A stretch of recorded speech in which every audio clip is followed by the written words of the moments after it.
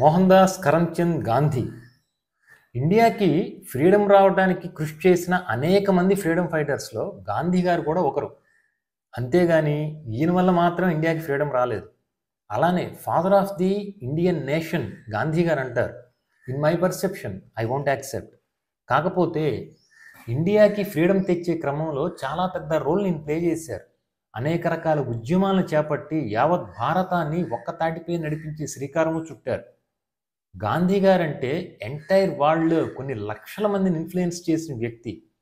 వాళ్ళల్లో అనేక దేశాల ప్రెసిడెంట్స్ ఉన్నారు, ప్రైమ్ మినిస్టర్స్ ఉన్నారు.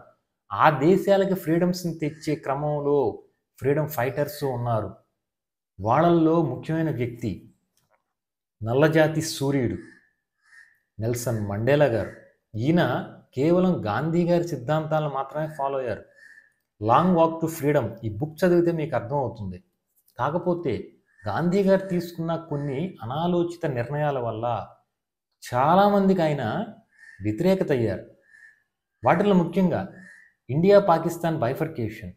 ఆ బైఫర్కేషన్ జరిగిన క్రమము, ఆ విధానము, బైఫర్కేట్ అయిన తర్వాత మన ఇండియన్స్ని ఎస్పెషల్లీ హిందూస్ని పాకిస్తాన్లో కొన్ని లక్షల మందిని ఊచకోత కోసారు.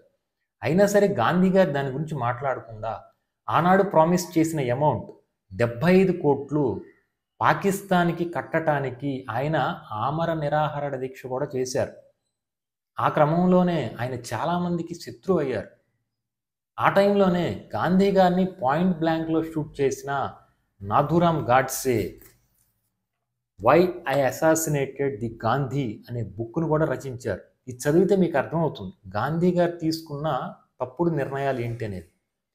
అంతేగాని గాంధీ గారు ఒక సెక్షువల్ పర్వర్ట్, చాలామంది స్త్రీలతో అక్రమ సంబంధాలు పెట్టుకున్నారు అనే వాదనలో ఎంత మాత్రం నిజం లేదు. హాఫ్ నాలెడ్జ్ గారు మాట్లాడిన మాటల్ని మీరు ఏకీభవించొద్దు. సంపూర్ణంగా తెలుసుకొని గాంధీ గారి మీద ఒపీనియన్ని తీసుకోండి. గుర్తుపెట్టుకోండి. Thank you.